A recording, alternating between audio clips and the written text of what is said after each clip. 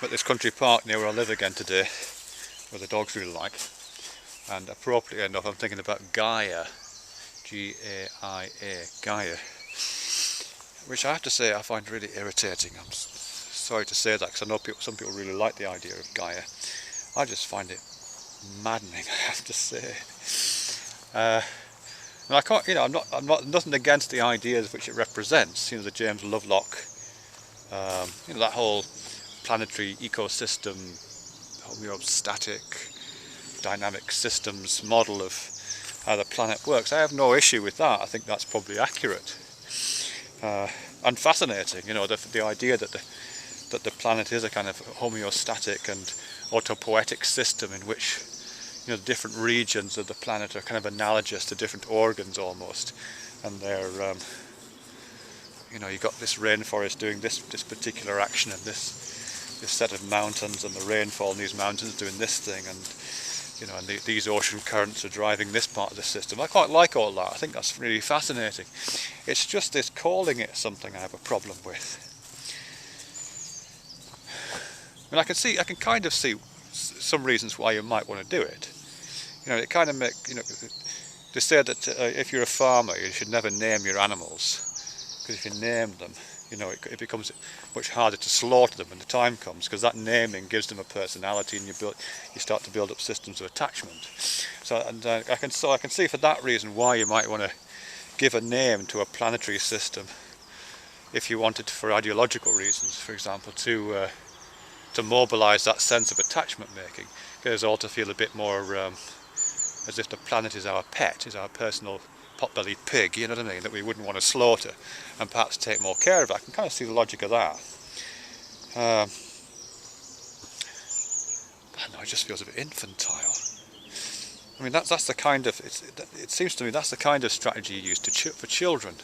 In the same way that we convey ideas to do with generosity and perhaps justice by dressing those ideas up in a red suit and calling it Santa Claus once a year. We have that idea that we kind of personify these abstract concepts to allow us, children particularly, to kind of get the idea of it. But that just seems like an idea that belongs to either to children or to some kind of childhood of humanity, you know what I mean, when it was more important to dress up ideas in human clothes. I think we must be beyond that, aren't we? I would have thought. Apart from anything else, apart from being slightly patronising, treating the whole earth as a big fat girl in a big green dress is a bit odd, really. What is missed out from that? You know what I mean? Because the planet itself is deeply alien in many ways. You know what I mean? I mean, it feels pretty familiar where I am right now, but lots of it are really alien. And other parts of it are really dangerous and difficult and life-threatening and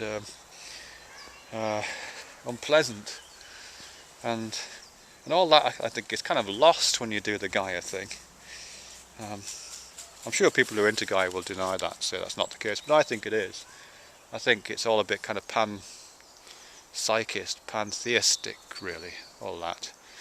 And when you pantheistically attached, well, when you theistically attach anything to something, really, turn anything into an anthropomorphic figure, it's never an evil one, is it? Let's face it. We don't look upon the earth as bad. We look upon the earth as a kind of mothery thing. And I'm assuming we're not talking about an abusive mother. We're talking about a nurturing, protective mother who welcomes us back to her bosom when the time comes. No, Earth isn't just like that, it isn't. It's trees and bugs and lions and water and rain and snow and subatomic forces and gravity and all that stuff. And I think you don't get that with Gaia at all. I think all that is kind of missed somehow, for me at least.